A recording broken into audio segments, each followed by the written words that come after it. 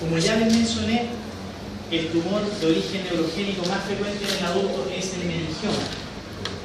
Y el meningioma es un tumor lento, pero invasor.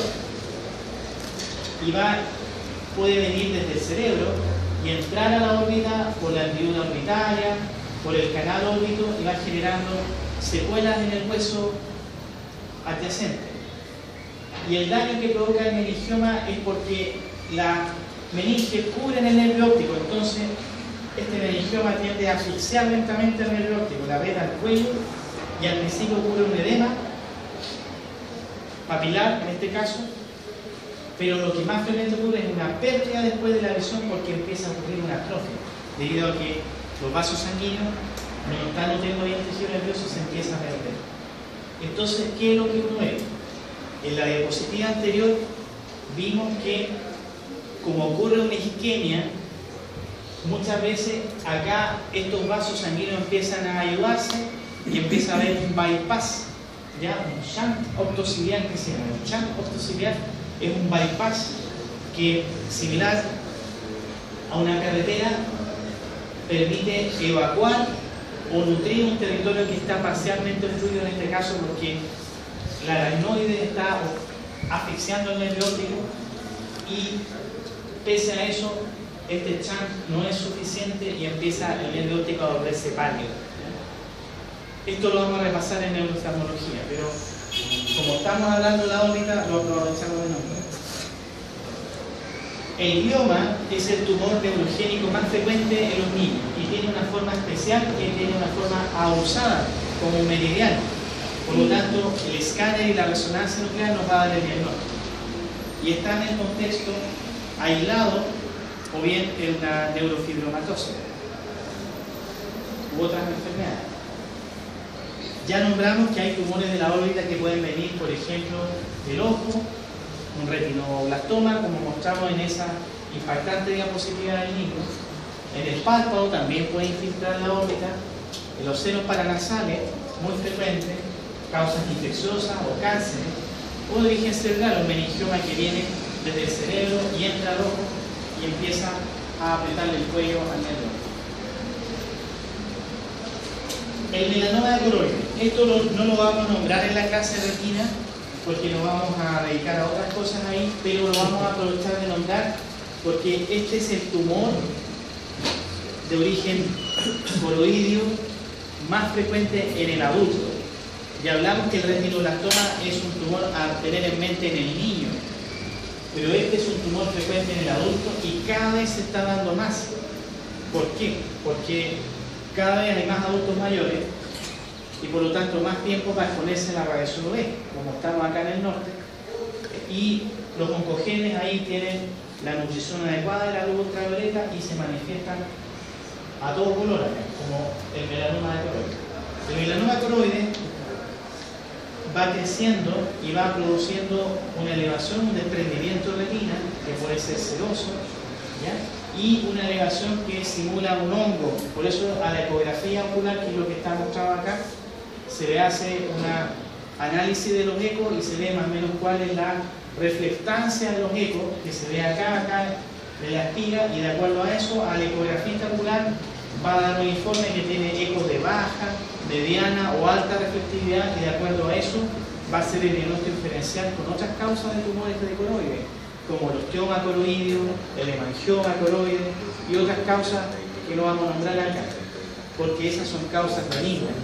En cambio, por un melanoma de coroide uno se puede morir, igual que un melanoma de piel, un melanoma que sale en la pared del estómago, un melanoma que aparece en cualquier parte, pese a ser de pequeño tamaño, produce metástasis a distancia. Un melanoma de conjuntiva, en todas partes puede aparecer un melanoma, en el ojo también. Y este melanoma puede romper la pared escleral y entrar a la órbita. ¿Cómo se hace el diagnóstico de melanoma? Cuando está, por ejemplo, dentro del ojo, se pueden hacer exámenes propiamente tal. Una angiografía retinal para ver su vascularización anormal, se puede, obviamente, por la clínica, pero cuando sospechamos que un melanoma puede estar invadiendo la pared del ojo o estar comprometiendo la órbita y por lo tanto estar en una etapa avanzada, también hay que hacer escáneres y resonancias que tienen distintos comportamientos de acuerdo al tipo de examen que hagamos. Por último, también existen tumores orbitarios que son metastásicos y que nos van a ayudar a diagnosticar cánceres que están haciendo metástasis a distancia, que pueden ser obvios, por ejemplo, como el cáncer de mama, que puede haber estado operado o puede no haberse diagnosticado. Pueden haber cánceres que sean ocultos, por ejemplo, como cánceres de células de avena, o por ejemplo otros cánceres que hacen metástasis y que son de un pronóstico reservado, como el cáncer de pulmón, muy frecuente acá en el norte, o cánceres también que a veces son incidentales, como los cánceres renales, que se pesquisan a veces haciendo escáneres de abdómenes casuales, porque a veces es raro que provoquen hematuria o dolor de origen renal cuando logran en el fondo manifestarse al sistema excretor de la orina, pero a veces pueden hacer una metástasis a distancia, ya sea al ojo o a la oreja, y descubrirlo de esa forma. Muy bien. ¿Alguna duda con la patología de órbita?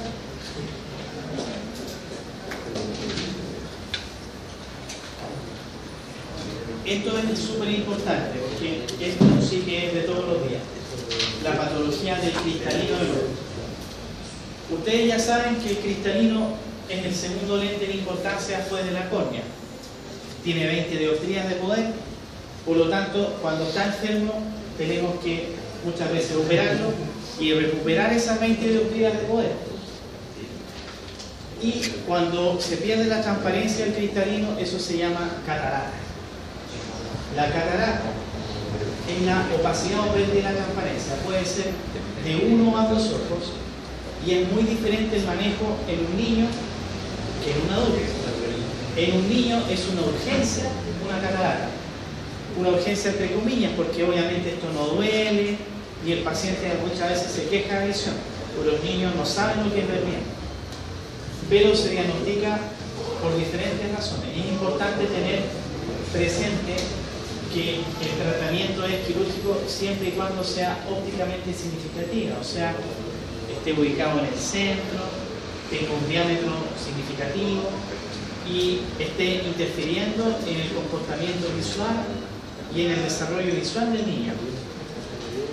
Como el niño es un ser en crecimiento y cambiante, la restauración de la afaquia, que es la presencia, o sea, en la ausencia del cristalino, afaquia, recuerda que fáquico viene de cristalino, ¿no? Entonces afaquia quiere decir sin cristalino. Pseudofaquia es cuando existe un reemplazo cristalino por lente intraocular. En este caso, el implante de lente intraocular no se puede hacer en cierta edad, porque el ojo está muy chico y está muy cambiante. Generalmente se pone lente intraocular siempre y cuando haya una predictibilidad suficiente para más o menos ver en qué estado refractivo va a quedar este niño, porque si no, uno pone un lente intraocular y ese lente intraocular está a la medida del ojo de ese tamaño, pero después el niño puede crecer el ojo y evolucionar a una miopía muy alta muchas veces. Por lo tanto, la rehabilitación es larga y rigurosa y requiere un manejo pediátrico especial, paciencia, uso de lente de contacto, tratamiento de la miopía y muchas cosas que vamos a ver en otra clase.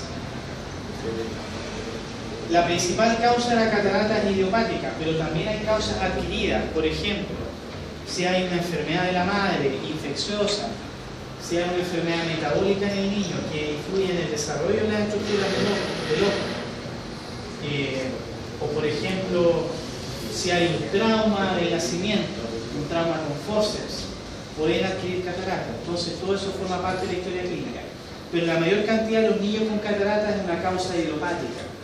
Hay síndromes que tienen catarata, el síndrome de Down puede tener una catarata, etc. Entonces, ahí la anamnesis de historia clínica va a dar cuál es la orientación. ¿Cuál es el tratamiento de la catarata? Cuando uno no puede poner lente intraocular, se dan anteojos que se llaman de afaquia, porque no tiene cristalino. ¿Y cómo restituimos esos 20 dioptrías? Tenemos que dar unos lentes súper gruesos que son como lupa. Cuando el niño necesita leer y hacer sus tareas, tenemos que dar un bifocal, o sea, que vea de lejos y vea de cerca, igual que un adulto mayor, o como los papás de ustedes que usan lentes bifocales, los que usan lentes para envejecer. O por ejemplo con lentes de contacto, en caso que la catarata haya sido unilateral, porque va a ser prácticamente imposible que un niño use un lente que tenga 20 dioptrías en un ojo y que tenga 0 dioptrías en otro. No, es imposible usar. Hay que parchar el ojo porque ese niño va a tener que ganar lo perdido, o sea, ponerse al día en las tareas pendientes en el desarrollo de la visión de ese niño. Y penalizarlo ocularmente, que eso también lo vamos a ver más adelante, que es castigar en el fondo al ojo bueno para permitir que el ojo malo desarrolle la visión. Y obviamente la catarata infantil o congénita hay un montón de complicaciones. Puede haber desprendimiento de retina, membranas inflamatorias, glaucoma, pseudofágico o afágico. Por lo tanto, hay que estar presente y muchas veces estos niños, a veces hay que operarlos varias veces. ¿Cuál es la sospecha que es de catarata en los niños? La sospecha de una catarata en niños se hace lo siguiente: hay que ver primero si está el rojo pupilar presente, ¿ya? Lo vamos a ver más adelante, pero adelantando, el rojo pupilar es la presencia de un reflejo rojo que involucra todo el área de la pupila, que se produce por el reflejo de la circulación sanguínea de la retina. Por eso cuando uno saca fotos con flash, a veces sale el ojo rojo, pero hay software que corrigen eso, ¿ya? Pero antiguamente era muy frecuente cuando el paciente miraba directo a la luz de frente que salieran los ojos rojos, y eso era porque estaba mirando directamente el flash. Ese rojo retiniano se pierde en una catarata porque obviamente no puede pasar la luz hacia adentro. También se estudia la fijación, que es la forma de medir la visión en los niños que no hablan, preverbales, que lo vamos a ver más adelante. Desde los 6 meses para arriba se le puede hacer las pruebas de alineamiento, que es el cover test o prueba de pantalla alternante, que es para ver si el niño tiene, por ejemplo, un estrabismo secundario a ver mal. Y cuando un niño ya habla, que puede ser alrededor de los 3 años, se puede tomar la huesa visual de lejos con monito o con tablas de lectura infantil. Y importante tener esta población de riesgo, que son niños que tienen enfermedades metabólicas, por ejemplo, con natales, por ejemplo, del metabolismo de hidrato de carbono, por ejemplo, la galactosemia, hipoglicemia del recién nacido, que está dentro del diagnóstico diferencial, reumatológica, usuarios de corticoides, prematuros, niños que tienen TORCH, infecciones perinatales. Todo ese tipo de niños van a tener más riesgo de enfermar de todo el cuerpo y también del ojo. Y cuando hay antecedentes familiares de catarata, porque esto también es frecuente, cuando la mamá, papá tiene una catarata autosómica dominante en cuanto a su patrón de genética, muy probablemente alguno de sus hijos va a tener catarata. Hay una familia de mejillones, por ejemplo, que es típico que todos sus hijos tienen catarata, la mamá tiene catarata, la hemos atendido en el hospital, y así otro tipo de familias también. Entonces, uno ya, en ese caso, ya tiene advertido que cuando tenga su próximo hijo tiene que traerlo al tiro al oftalmólogo para ver si tiene una catarata significativa. A veces los ginecólogos ecografistas pueden hacer un diagnóstico antenatal de una catarata también, porque ahora la resolución es tan alta que pueden hacer diagnósticos finos, que sea paladar hendido, catarata, malformaciones de la oreja, etc. Así que también a veces las ecografías ginecológicas antenatales en el tercer trimestre pueden ir adelantando y advertir a esa mamá o ese papá que lleva a su hijo al oftalmólogo. En los adultos, que es lo más frecuente y, entre comillas, más fácil de diagnosticar. La catarata está dentro del capítulo de las pérdidas de visión crónicas indoloras, junto con el glaucoma y la degeneración macular relacionada a la edad. Entonces son 3 diagnósticos que uno tiene que tener frente a un paciente que se queja de que ha perdido la visión en el transcurso de meses o años en forma indolora, lenta, gradual, de 1 o 2 ojos.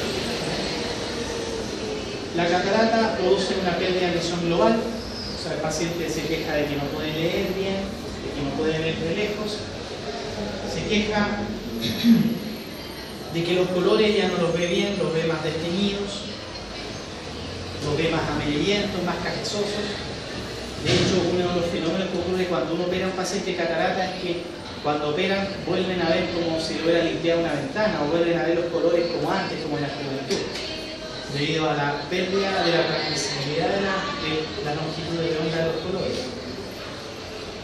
Cuando hay una catarata, muchas veces nuclear, por ejemplo, aumenta el índice de refracción del centro cristalino. Entonces, cuando los rayos de luz pasan por ahí, generan un punto focal diferente. Entonces, los pacientes se dicen que pueden leer sin lentes cuando ya están en una edad de presbicia. Eso es totalmente anormal.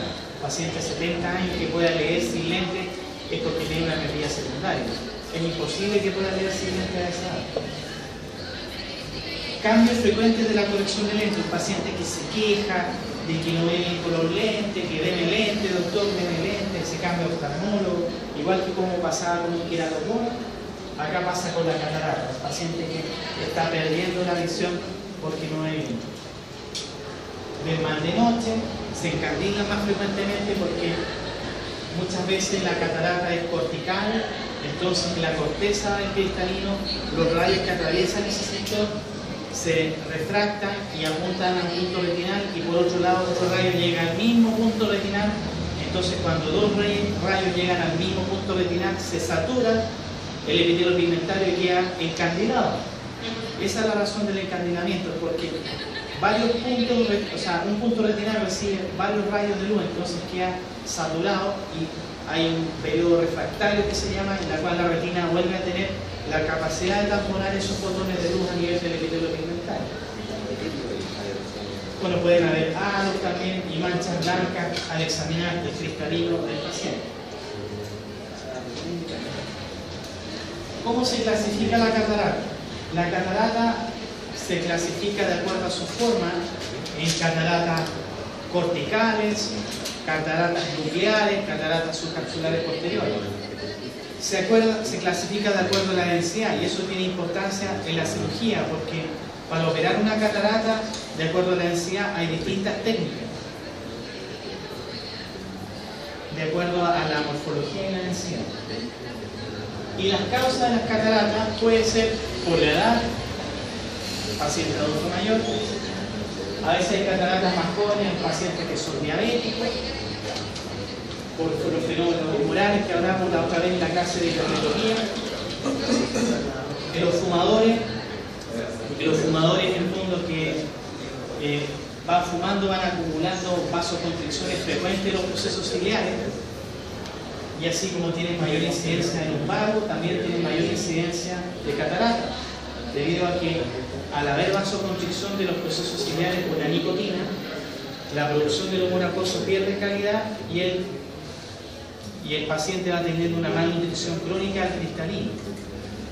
Eso también ocurre, por ejemplo, en las diarreas crónicas o los síndromes de mala absorción.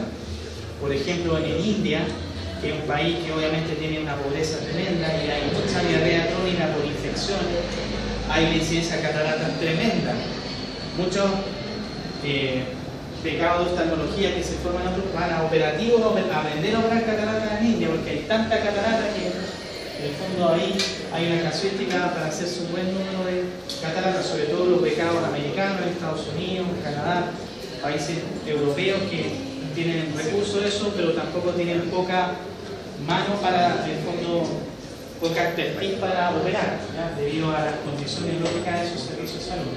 Entonces los residentes de oftalmología en esos lugares a veces van a esos lugares a hacer la mano, por así decirlo, o a África también, que hay muchas cataratas. Por esas razones nutricionales en el fondo, recordemos que el cristalino necesita del humor acuoso para alimentarse. Entonces todo lo que produzca hipoxemia crónica, como fumar, o por ejemplo usuarios de corticoides, los corticoides también producen una malnutrición crónica del cristalino, se produce una catarata subcapsular posterior típica.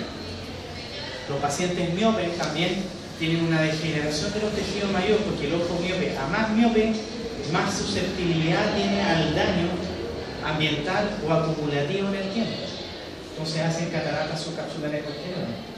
Y otras causas obvias como la inflamación crónica del ojo, la uveitis, que la vamos a ver en la clase mañana, y los traumas. Cuando uno ha recibido un puñetazo bien puesto, un trauma ocular, puede haber una catarata traumática. Acá vemos cataratas diferentes, ¿ya?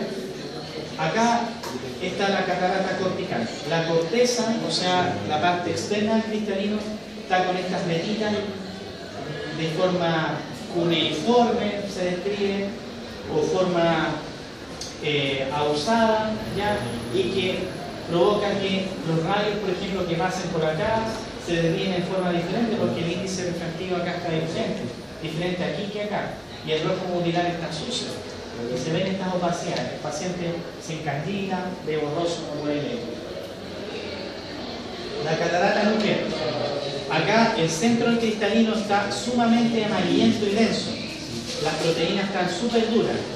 Y eso provoca que el índice refractivo aumente y cuando los rayos atraviesan esta estructura, forman todo un punto focal por delante de la retina. Entonces produce una miopía secundaria.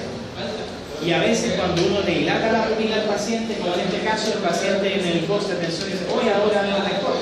Claro, porque le dilatamos la pupila y los rayos de luz empiezan a entrar por acá y les permite enfocar en el plano retinal. Entonces ahí uno hace el diagnóstico de catarata nuclear y se ve una opacidad muy grande acá en el centro del cristalino. Gracias.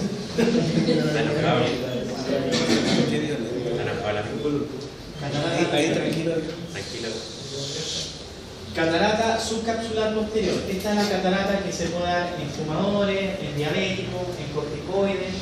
Se puede producir una especie de vacuolización, que es lo que primero uno ve, que es la presencia de vacuolas subcapsulares posteriores, que de hecho son, entre comillas, productos de glicosilación avanzada en los diabéticos. De hecho, en Santiago hicimos un trabajo de eso para diagnosticar los productos de glicosilación avanzada que eran visibles, ¿ya? Porque eso obviamente son diagnósticos bioquímicos, pero en el ojo uno tiene la oportunidad de ver muchas cosas y el efecto de ciertos fármacos que generan alteraciones de los tejidos transparentes del ojo, ¿ya?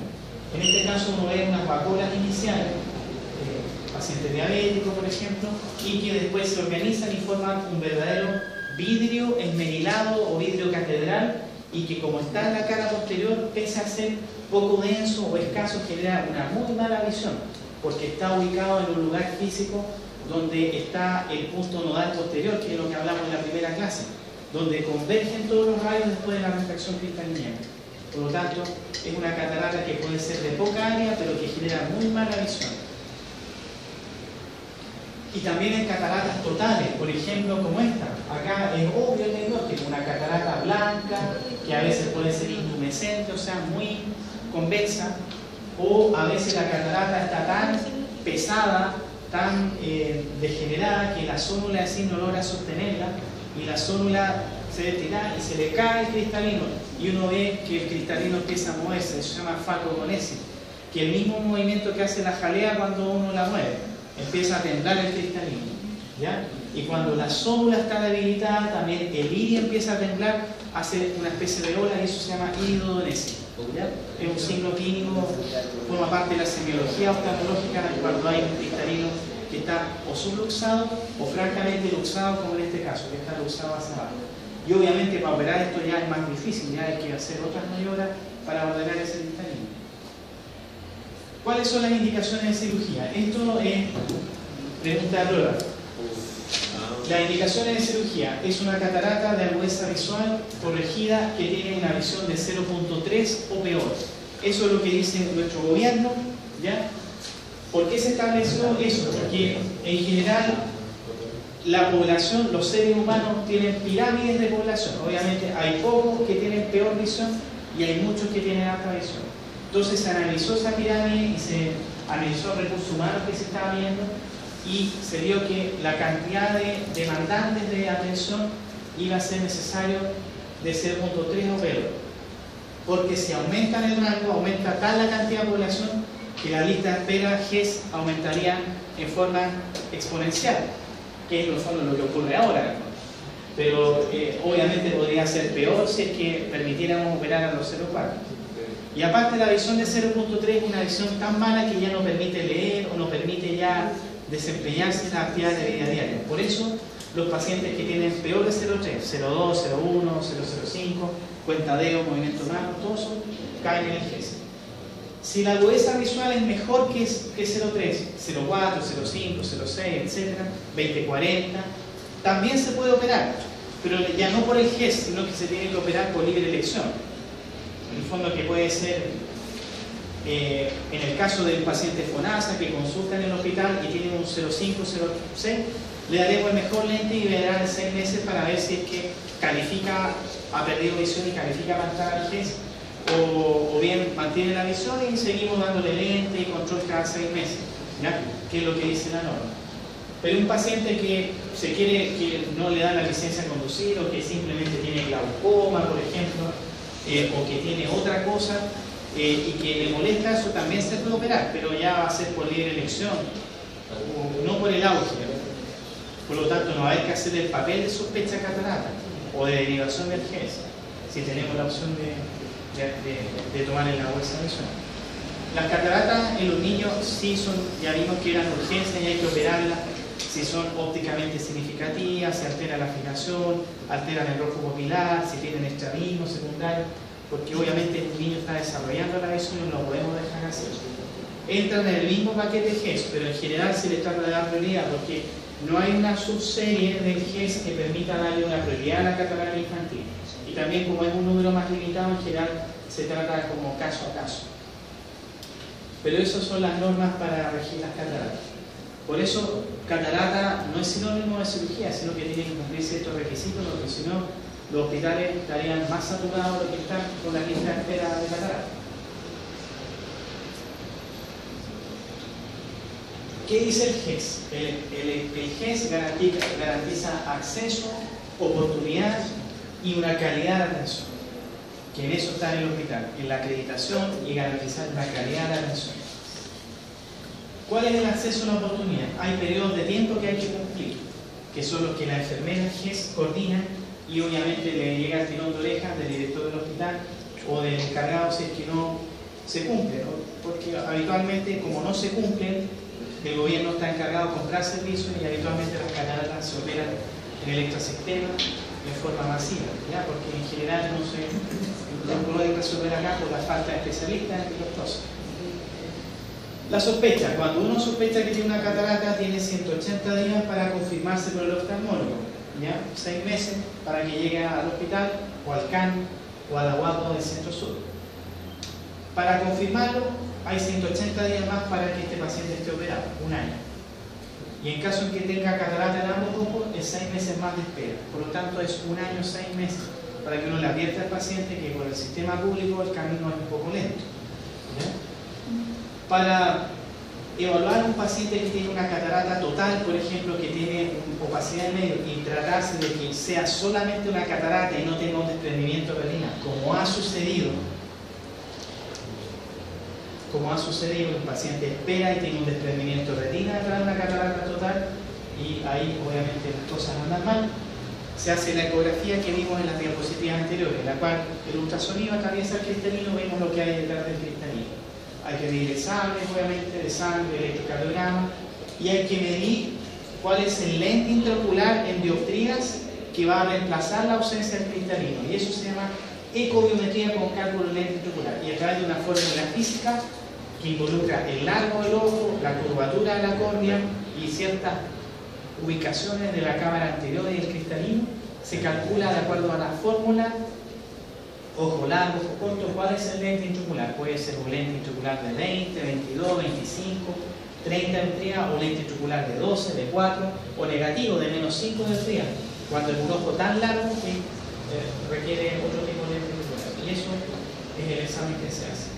Se da lentes posterior a la operación, 4 a 6 semanas, dependiendo cuál es la técnica de operación. ¿Qué es lo que vamos a ver ahora? ¿Cómo se opera una catarata? Que probablemente esto es lo que puede interesarles si alguno de sus familiares puede requerir alguna operación. La técnica moderna se llama facomulsificación y consiste justamente en transformar el cristalino en pedacitos chiquititos que sean posibles de sacar por una incisión pequeña, que es la que está haciendo este cuchillete. Este es un cuchillete de diamante, nosotros usamos cuchilletes metálicos habitualmente, y la entrada del ojo se puede hacer por la esclera o por el limbo, que que se llama córnea clara. Entonces se entra al ojo y ahí se empieza a trabajar dentro del ojo, se coloca un elemento que mantiene el volumen de la cámara, que se llama sustancia viscoelástica, y eso permite que a través de una agujita pinchemos la cápsula anterior que ustedes ya vieron en la clase primera y abramos una pincita a la cápsula anterior y después separemos el contenido opaco del cristalino de esta especie de bolsa capsular. Eso se separa y permite que el contenido opaco tenga una movilidad y mediante dos instrumentos se va partiendo ese cristalino en forma muy ordenada de acuerdo a la energía del ultrasonido que va permitiendo que se rompa mecánicamente eso, y con una segunda mano uno va conduciendo estos fragmentos y hay distintas técnicas, ahí se hacen surcos, se da vuelta al cristalino, que se parte, diferente depende del tipo de catarata. Entonces son las técnicas. Y después de eso se aspira los restos corticales y se deja una estructura transparente que se llama saco capsular o bolsa capsular. Y adentro de lo que era el cristalino, una vez que esté limpio eso, se coloca el lente intraocular, que se coloca por esta pequeña incisión, y este lente tiene unas patitas y una óptica que se tiene que centrar de acuerdo a la incisión, y el paciente, ahí se transforma en un paciente pseudofáquico, o sea, operado catarata, y el lente intraocular tiene una curvatura especial que permite enfocar los rayos de la retina. Y eso es como se ve. Algunos de ustedes, los que han pasado por la práctica, ya han visto cómo se ve un lente intraocular, ya con la pupila dilatada, que se ve un brillo especial, o cuando, por ejemplo, está opacificado el lente intraocular, que se ve una especie de suciedad por detrás de la estructura óptica del lente intraocular. Y después de eso se retira la sustancia gelatinosa que nos permite operar y se cierran las heridas, las entradas. Como ya les mencioné, a veces hay suciedades que ocurren detrás del lente intraocular, como en este caso, que tienen distintas formas y que producen una pérdida de visión indolora meses después de operarse la catarata, y eso se llama catarata secundaria o opacidad capsular posterior. Y esta opacidad capsular posterior produce esa pérdida de visión, y lo que se hace acá es limpiarlo con un láser que se llama jack láser. El jack láser produce una ruptura de esto y una pulverización de esta estructura que crece por diferentes razones que no vamos a recordar, pero es un procedimiento ambulatorio y que restituye o la visión vuelve a ser la original que obtuvo el paciente después de la operación. Hay cataratas también, múltiples cataratas que orientan a diferentes enfermedades, por ejemplo, catarata asociada a la distrofia metónica Steiner, que ustedes vieron en las causas de tosis.